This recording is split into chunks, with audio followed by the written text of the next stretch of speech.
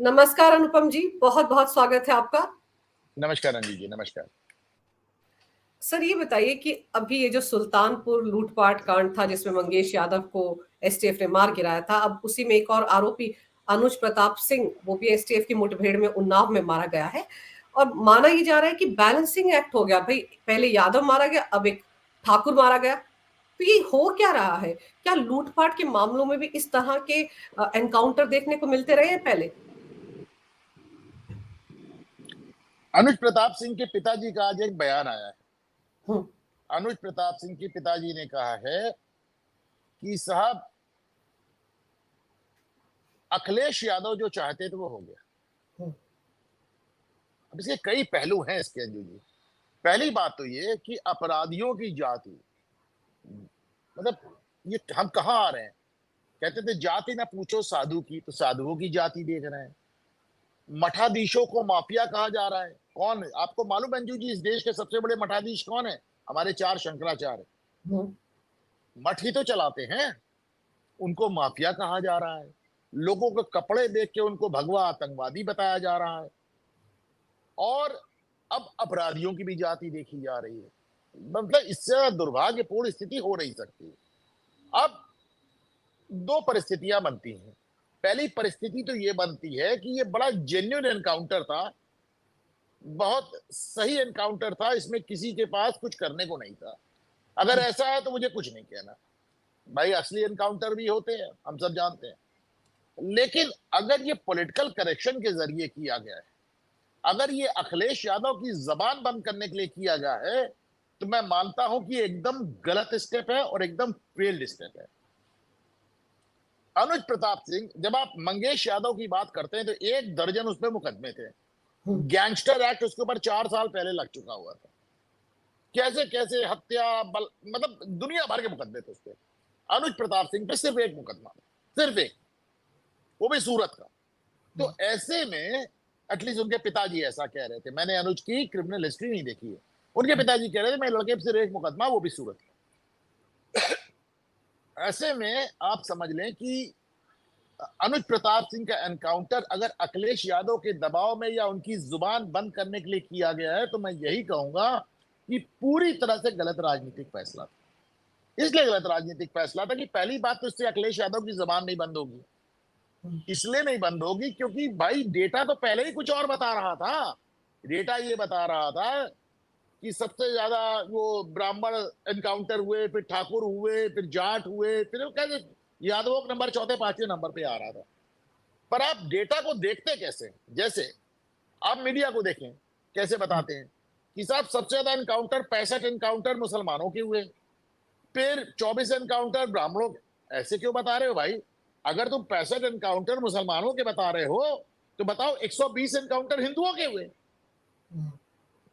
बिल्कुल। हिंदुओं की संख्या, हाँ हिंदुओं की संख्या डबल है, लेकिन मुसलमानों में जब आप बताएंगे तो ना उसमें शिया बताएंगे, ना सुन्नी बताएंगे, ना जाति बताएंगे, ना वर्ग बताएंगे।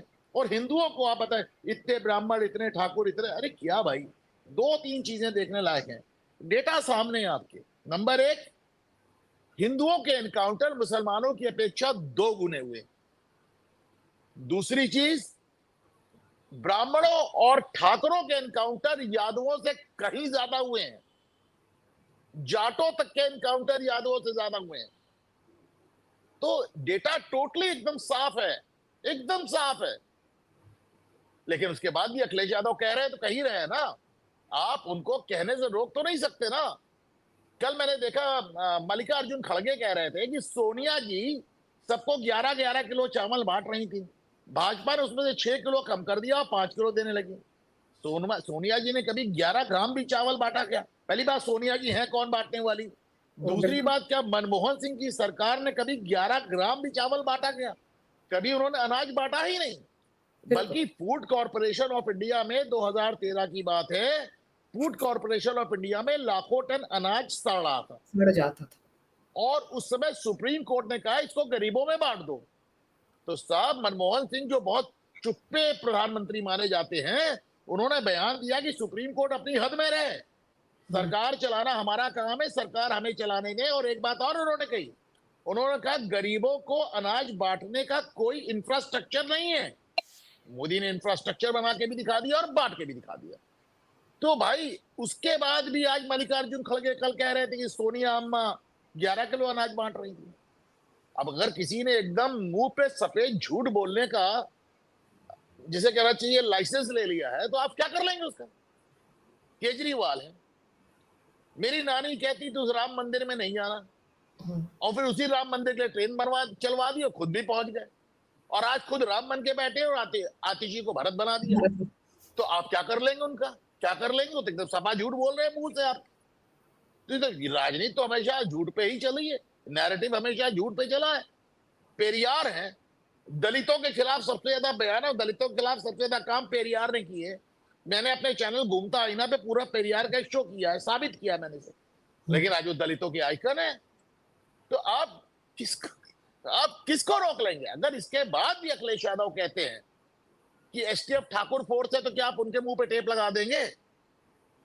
कैसे लगा देंगे भाई? आपका डेटा एकदम साफ आपने दिखा दिया कि 65 मुसलमान, 119 हिंदू, सबसे ज्यादा मारे गए ब्राह्मण, ठाकुर, जाट, उसके बाद यादवों का नंबर आया। उसके बाद भी वो कह रहे हैं। पर तो सर ऐसे में अभी तो अनुज प्रताप सिंह के एनकाउंटर के बाद भी तो ट्वीट किया है कि ये फर्जी एनकाउंटर है, ये बैलेंस करने के लिए किया गया है। वो तो एसटीएफ को सरेआम ठोको फोर्स का तमगा भी दे चुके हैं। यही मैं कह रहा हूं ना, कि फिर कह रहा हूं, अगर अनुज प्रताप सिंह का एनकाउंटर एक जेन्युइन एनकाउंटर है, अगर अनुज प्रताप सिंह का एनकाउंटर किसी ऐसी परिस्थिति में हुआ है कि पुलिस के पास उसको गोली मारने के अलावा और कोई चारा नहीं था, तो मुझे कुछ नहीं कहना। लेकिन अगर यह एनकाउंटर अखिलेश यादव की जुबान बंद करने के लिए हुआ है, उनके होठ सिलने के लिए हुआ है, तो आप मान के चलें कि ये राजनीति पूरी तरह फेल कर रही है, और इससे बिल्कुल अखिलेश यादव चुप नहीं होने वाले। एक बात और, अंजू जी, आप मुझे बताएं, आप हमेशा मुझसे सवाल पूछती, मैं जवाब दे, आज मैं आपसे सवाल पूछ रहा, जवाब दीजिए। लोकसभा चुनाव में हमने देखा कि क्षत्रियों का, ठाकुरों का एक वर्ग भारतीय जनता पार्टी से नाराज चल रहा था, और सारे स्टेट में, राजस्थान से लेके गुजरात से लेके मध्य प्रदेश से यूपी बिहार, हर जगह आपको क्षत्रियों की नाराजगी नजर आई। ओ ये 24 बैठ रही, वो 24 बैठ रही है, छत्री महासभा वगैरह वगैरह, और उनकी नाराजगी वोटिंग में भी नजर आई।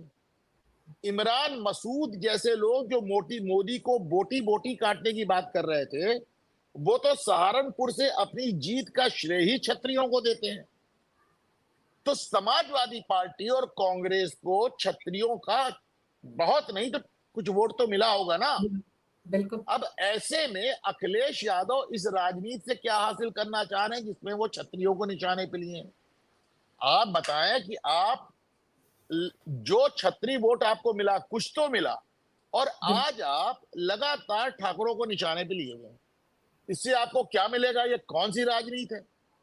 वो छत्री जो कि भाजपा से किसी भी कारण से नाराज होकर आपके पाले में आया था, आज आपने लगातार उस पर बयानबाजी करके उसको पूरी तरह नाराज कर लिया, आपको क्या मिलेगा? तो अखिलेश यादव की राजनीति एकदम उल्टी पड़ रही है। लेकिन अगर अनुज प्रताप सिंह का एनकाउंटर अखिलेश यादव की जुबान बंद करने के लिए किया गया है, तो मेरा मानना है कि ये राजनीति भी उल्टी ही पड़ेगी। अंजू जी। बिल्कुल सर, ये राजनीति उल्टी पड़ेगी, लेकिन एक चीज और यहाँ पर जो बार बार कही जा नहीं, रही है आपने कि मेरे सवाल का जवाब नहीं दिया अंजू जी। मैं आपसे नहीं, तो मैं पूछ रहा आपके हूं कि आपने तो अपने जो अपने सवाल छत्री में बहुत सारे जवाब दे दिए। नहीं, जो छत्री आपने वोट ऑलरेडी सपा को मिल रहे थे, कांग्रेस को मिल रहे थे, उन छत्री वोटों को ये नाराज करके अखिलेश यादव क्या हासिल करना चाहते हैं? सर, नाराज करके तो कुछ हासिल किया होगा या नहीं, लेकिन अब अनुज प्रताप सिंह के एनकाउंटर को भी फर्जी बताकर वो अपना काम कर लेंगे। अब वो उसी नहीं, बिल्कुल वर्ग नहीं के साथ करेंगे। खड़े जब नजर तक आएंगे। आप तो एसटीएफ को ठाकुर फोर्स कह रहे हैं, बिल्कुल कह रहे आप हैं, तो उसमें एसटीएफ 21, को वो तो ठाकुर गिना फोर्स रहे कह हैं कि रहे हैं। उसमें 21 अधिकारी हैं, उनमें से देखिए सिर्फ 2 ही ओबीसी वाले, बाकी सारे तो ठाकुर है। तो अगर वो ठाकुरों को टारगेट करे और अनुज प्रताप सिंह का एनकाउंटर हो गया, तो उसको भी तो फर्जी बताकर वो फिर से उस तरफ चले गए ना। अब नहीं वो नहीं, उस एक तरफ बार इतने में नहीं जा रहे। आप लगातार आपका नैरेटिव चल रहा है। मेरा मानना है कि अखिलेश यादव ने ये आत्मघाती राजनीति की है, और इसका असर आपको 2027 के चुनाव में नजर आएगा। जी जी। आपको लग रहा है कि ये जो एनकाउंटर अनुज प्रताप सिंह का हुआ है, उसके पिता ने कहा कि अखिलेश के मन की मुराद पूरी हो गई, ये उनको उल्टा पड़ने वाला है? ये डेफिनेटली अखिलेश पे भारी पड़ेगा, डेफिनेटली अखिलेश पे भारी पड़ेगा। मुझे लगता है कि क्षत्रियों का एक वर्ग जो भाजपा से नाराज होकर आपके पाले में था, आपने अकारण, बिना किसी कारण, जिसे कहना चाहिए एक बिना सोची समझी राजनीति के चलते उनको नाराज कर लिया, उनको टारगेट पे ले लिया। लेकिन एक चीज है, ये यादव और मुस्लिम वोट बैंक तो हमेशा से समाजवादी पार्टी का ही रहा है। पहले मुसलमानों की पैरवी तो करते, अभी देखो मसूद वाला केस हुआ, उसमें भी किस तरह से उसका बचाव किया जा रहा था। अब यादवों का, मंगेश यादव पर तो कितने सारे मामले थे सर, उसमें भी बाद में पता चला कि झूठी झूठी बातें कही गई कि वो तो घर से उठाया गया, जबकि वो घर पर पिछले 2 महीने से नहीं आया था। तो यहाँ पर भी तो कहीं ना कहीं अखिलेश यादव फंसे हैं ना, कि झूठी कहानी सेट की गई कि मंगेश यादव को घर से उठाकर ले गई थी पुलिस। अंजू देखें, अखिलेश यादव, राहुल गांधी और केजरीवाल, ये तीनों ऐसे राजनेता हैं जिन्होंने अब तक जो कुछ भी कहा है वो तथ्यों से परे साबित हुआ है, फैक्चुअली रॉन्ग साबित हुआ है। लेकिन उनके कुछ एक फॉलोअर हैं जो उनके उनके साथ चलेंगे ही चलेंगे। उनको आप नहीं रोक सकते, उनको आप नहीं रोक सकते। वो सच कहेंगे, गलत कहेंगे, झूठ कहेंगे, सही कहें, कुछ कहें, वो उनके साथ चल रहे हैं। राहुल गांधी जिस तरह की बात, अब राहुल गांधी कह रहे हैं कि साहब सरदारों को पगड़ी नहीं पहनने दिया जा रहा, गुरुद्वारा नहीं आने दिया जा रहा। अब इस बात को कौन मानेगा? लेकिन राहुल गांधी के फॉलोअर मानने को तैयार है। अखिलेश यादव कह रहे हैं कि साहब यादवों को टारगेट पे लिया जा रहा है, डेटा सामने रखा है, डेटा सामने रखा है, यादव चौथे नंबर है, 5वें नंबर पे, लेकिन उनके फॉलोअर्स उसको दोहराने के लिए तैयार हैं। केजरीवाल कह रहे हैं कि साहब हम तो राम भक्त हैं, उनके फॉलोअर को मानने के लिए तैयार हैं। तो इस देश में राजनीति उस स्तर पे आ गई है अंजू जी, जहां पर ये समाज दो हिस्से में बट चुका है। सबने अपने अपने दल और अपने अपने नेता चुन लिए हैं, और फिर उनका नेता गलत हो, उनका दल सही हो, गलत हो, कुछ हो, वो उसमें फर्मली आपको खड़े हुए नजर आएंगे। रही बात अखिलेश यादव की, तो अखिलेश यादव कोई पहली बार इस तरह की बात, आप तो अपराधियों की बात कर रही हैं, मैं तो प्रेस कॉन्फ्रेंस में मैंने उनको देखा है, वो तो पत्रकारों की जाति पूछते हैं। वो तो आपने राहुल गांधी को देखा, उन्होंने पत्रकार की जाति पूछ रहे थे और उसको कांग्रेसियों ने मार भी दिया अपने उनके रोड शो में, जबकि वो पत्रकार यादव निकला। और अखिलेश यादव को मैंने देखा है, वो पत्रकारों की जाति पूछते हैं, जो जाति नहीं जानते या नहीं बताते, उनके कपड़ों के रंग से उनकी जाति बताते हैं। अखिलेश यादव तो जब मुख्यमंत्री थे तो रवीश कुमार के शो में उन्होंने कहा था कि टाइम्स ऑफ इंडिया में जिस आदमी ने वो आर्टिकल मेरे खिलाफ लिखा है, मेरा मन करता है मैं तलवार निकाल के उसका सर गर्दन से उड़ा दूं। अब ये भाई इस तरह की बातें मुख्यमंत्री, तो साहब अखिलेश यादव, अच्छा राहुल गांधी भी वही बात कह रहे हैं, लगातार जातियों की बात कर रहे हैं, अपना नहीं देख रहे हैं, जातियों की बात है। अब जैसे अखिलेश यादव ने कहा मोहित खान वाले केस में डीएनए करा लो, मायावती ने उसका इतना संयमित जवाब दिया। उन्होंने कहा अखिलेश यादव 5 साल उत्तर प्रदेश जैसे राज्य के मुख्यमंत्री रहे, एक मामला बता दे जिसमें उन्होंने डीएनए टेस्ट कराया। अखिलेश ने उसको सुन के नजरअंदाज कर दिया, क्योंकि उनको मालूम है उनके पास इसका जवाब नहीं है। राहुल गांधी कुछ भी कहते रहते हैं, आपने देखा केजरीवाल भी कैसे समय के साथ अपना पलटी लेते रहते हैं। तो राजनीति थोड़ा सा इस ऐसे डिवाइसिव मोड में, ऐसे विभाजित मोड में खड़ी है अंजू जी, कि लोगों अपने पार्टी और अपने नेता का सही गलत आकलन करना लोगों ने समाप्त कर दिया है। उनकी प्रतिबद्धता किसी और कारण से है, किसी और कारण से। अभी मैं कल देख रहा था, हरियाणा का या कहां का वीडियो था, मैंने ट्वीट किया उसको। उसमें वो एक नेताजी खड़े होकर मुसलमानों की सभा में कह रहे हैं कि अगर भाजपा को कोई हरा सके तो 5 साल तुम्हारे लिए कोई काम ना करे तो भी उसको वोट दो। आपने आतिशी मारलेना का, आपने 2024 के लोकसभा चुनाव में आतिशी मारलेना जो आज दिल्ली की मुख्यमंत्री हैं, उनका बयान आपने सुना था कि गुंडा हो, क्रिमिनल हो, उसको भी वोट दो, बस भाजपा को हराना है। तो जहां पे ये हालत आ गई कि गुंडे और क्रिमिनल को वोट दो भाजपा को हराने के लिए, तो उसमें फिर क्या कहा जाए बताइए। पर आपको लगता है कि योगी आदित्यनाथ के राज में जितने भी एनकाउंटर हो रहे हैं, उन पर सवाल उठते हैं और बहुत ज़्यादा बौखलाहट तो अखिलेश यादव में नज़र ही आती है। और अभी लोकसभा चुनाव में जो 37 सीटें समाजवादी पार्टी ने जीती हैं, उसके बाद आपको लगता है कि कुछ ओवर कॉन्फिडेंट हो गए हैं अखिलेश यादव, हर मुद्दे पर कहीं न कहीं ट्वीट करते हैं और व्यक्तिगत अटैक करते हैं योगी आदित्यनाथ पर? देखिए, 2 बातें हैं। पहली बात तो मैं कहता हूँ कि समाजवादी पार्टी जीती नहीं है, भारतीय जनता पार्टी हारी है। हुँ, अगर रायबरेली के शर्मा जी सॉरी अमेठी के शर्मा जी की जीत का मार्जिन नरेंद्र मोदी के जीत के मार्जिन से ज्यादा हो सकता है, तो फिर आप समझ लीजिए कि भाजपा हारी है, सपा जीती नहीं है, कांग्रेस जीती नहीं है। भाजपा अपने मिसमैनेजमेंट के चलते हारी है, पहली बात। दूसरी बात, व्यक्तिगत अटैक। तो अभी तक हमने देखा कि जितनी बार अखिलेश यादव ने योगी पर व्यक्तिगत अटैक किया, उतनी बार योगी आदित्यनाथ नरेंद्र मोदी नहीं है। उन्होंने आपको ऐसा जवाब दिया, आपको याद होगा विधानसभा में उन्होंने उनके कुछ संस्कारों की बात कह दी थी, किस बुरी तरह भड़क गए योगी आदित्यनाथ। बोले तू अपने बाप की इज्जत नहीं कर पाया, मैं तुमसे आपने देखा, आपने इस तरह बोला उन्होंने। और जितनी बार, अभी भी आप देख लीजिए, उन्होंने कहा कुत्ते की दुम समाजवादी दरिंदे, वर्ड सुनिए आप योगी के। तो अगर आप योगी को प्रवोक करेंगे तो फिर वैसे ही भी तुर्की ब तुर्की जवाब भी आएगा। और फिर देखिए, फिर अखिलेश यादव ने व्यक्तिगत प्रहार करने बंद कर दिए और बल्कि वो ट्वीट करने लगे, सबको सन्मत दे भगवान। हुँ।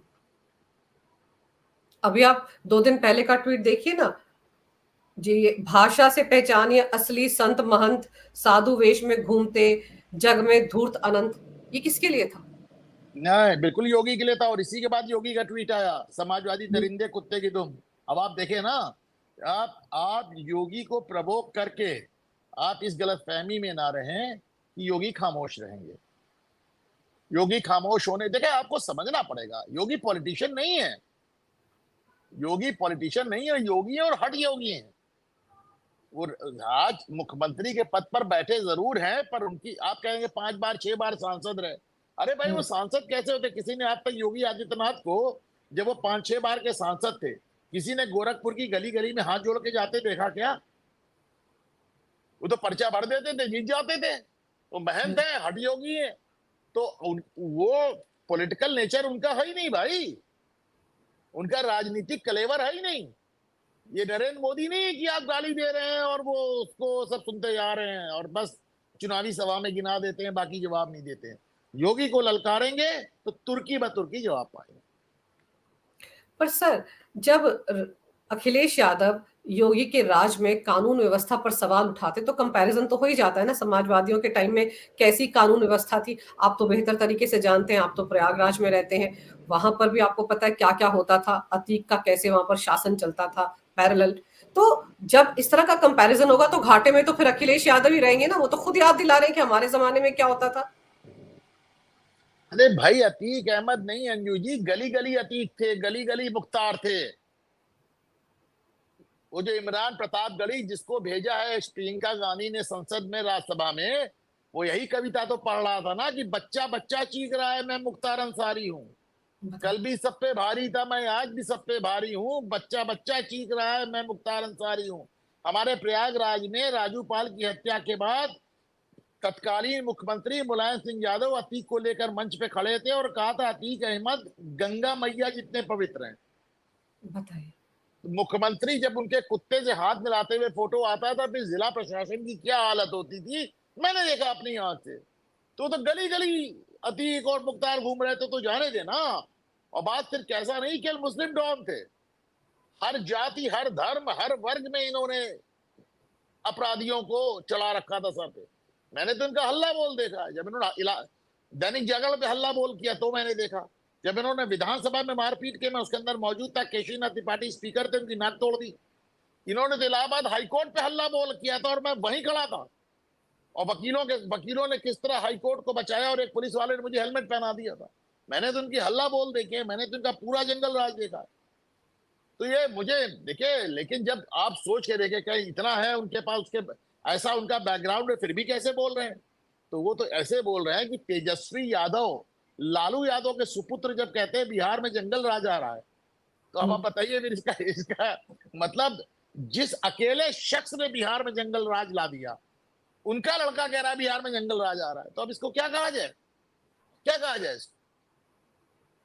तो मैं सर जो बात आपसे जो शुरुआत से कह रहा हूं कि आज की तारीख में इसको केवल अखिलेश यादव तक मत देखिए, इसे केवल तेजस्वी यादव तक मत देखिए, इसे केवल राहुल गांधी तक मत देखिए, तो एकदम दूर तक जाएगी बात निकलेगी। तो सोचिए, जब केजरीवाल कहते हैं मेरी नानी कहती थी कि उस मंदिर में मत जाना, उसमें जाके पूरे खानदान समेत जा खड़े हो गए और उसके लिए फ्री की ट्रेन चलवा दी। तो आप इसको समझें कि आज की तारीख में, जबकि सोशल मीडिया का युग है, हर चीज सामने है, हर चीज लोग दिखा देते हैं, बड़ी जिसे कहते हैं खुला खेल फरुक्काबादी वाली राजनीति हो रही है। जो मन में आ रहा कह रहे हैं, जो मन में आ रहा कर। मैं फिर कह रहा हूं, मल्लिकार्जुन खड़गे का कल मैंने वीडियो ट्वीट किया, 11 किलो चावल देती थी सोनिया अम्मा। कहां देती थी, किसको देती थी? खड़गे साहब को देती होंगी। हाँ, अब उसके बाद आप कह रहे हैं भाजपा तो उससे 6 किलो चोरी कर लिया, 5 ही किलो दे रही है। अब बताइए इसका क्या करेंगे, क्या करेंगे? मेरे जो मन में आएगा मैं बोलूंगा। सर, अपराधियों की हम कहते हैं कि कोई जात नहीं होती, लेकिन देखिए जातीय जनगणना का मामला कहाँ तक पहुँचा दिया अखिलेश ने कि अपराधियों की भी जाति ढूँढने में लग गए। और मुझे तो याद है सर कि अखिलेश यादव पहले अपने पिता के ज़माने में कैसे माफिया से परहेज़ करते थे, लेकिन लोकसभा चुनाव से पहले जा रहे थे ना उनकी कब्र पर भी माथा टेकने के लिए, वोट की खातिर। तो कहीं न कहीं जिस चक्र में मुलायम सिंह यादव फँसे हुए थे, उसी में अखिलेश यादव भी पूरी तरह से फँसते दिख रहे हैं अब। इसमें दो राय नहीं है कि जब अखिलेश यादव शुरुआत में मुख्यमंत्री बने थे, तो उन्होंने अपराधियों से परहेज करने का एक छोटा सा प्रयास किया था। लेकिन बहुत जल्दी अखिलेश यादव को यह बात समझ में आ गई कि साहब समाजवादी पार्टी अपराधियों से दूर जा ही नहीं सकती। और उसके बाद जो सरकार का, प्रदेश का जो अपराधीकरण हुआ है, वो हम सब ने देखा है, अखिलेश यादव के युग में देखा है। चलिए सर, अब भले ही बहस छिड़ रही है कि शायद यादव और ठाकुर के एनकाउंटर से कहीं ना कहीं इक्वेशन को बैलेंस किया गया है, लेकिन हकीकत तो ये है कि सुल्तानपुर में जो लूटपाट हुई थी उसमें वो भी आरोपी था।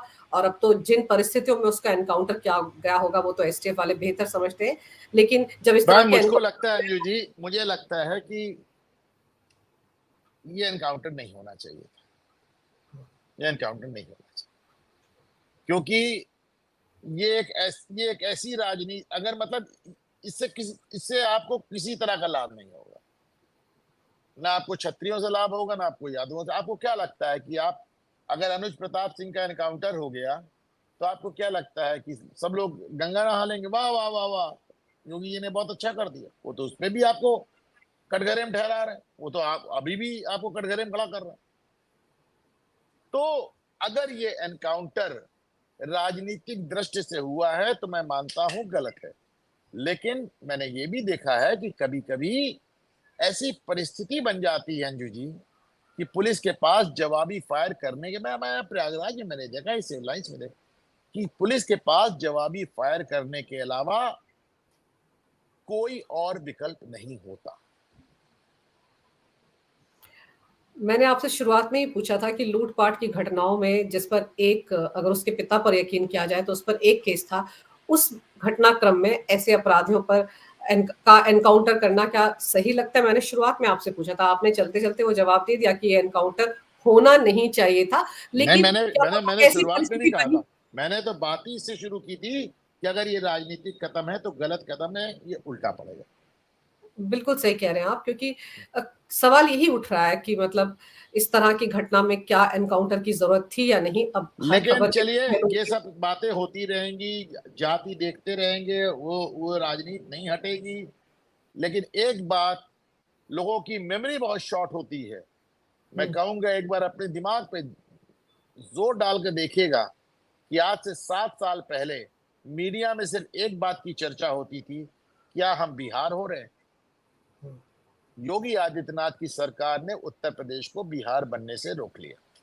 बिल्कुल। और जब इस तरह के एनकाउंटर होते हैं अपराधियों के, तो मुझे लगता है कि बाकी लोग जो हैं उनको भी एक सबक मिल जाता है। खौफ, देखिए कानून इस देश में सख्त से सख्त बना हुआ है अनुपम जी, लेकिन कहते हैं ना कि कानून का खौफ किसी के मन में नहीं है। तो इस तरह के एनकाउंटर जिन भी परिस्थितियों में हुए होंगे, थे तो अपराधी ना। अब ये तो गारंटी नहीं कि एक अपराध क्या, तो अगर वो भागने की कोशिश करेगा एनकाउंटर के दौरान, तो उस पे गोली नहीं चलेगी, या वो पलट कर गोली ये चलाएगा बड़ी तो उस पर अजीब गोली नहीं सी चलाई बात है जाएगी। अंजू जी। जो लोग कहते हैं कि आतंकवादी की कोई धर्म नहीं होता, हाँ, जो लोग वो कहते हैं आतंक का कोई धर्म नहीं होता, वो अपराध की जात बता रहे हैं। बिल्कुल, बिल्कुल सही कह रहे हैं आप। अखिलेश यादव तो फिर आप जानते हैं इस तरह की स्टेटमेंट्स अक्सर देते रहते हैं, और इंडी गठबंधन में तो ये बातें बोली जाती हैं।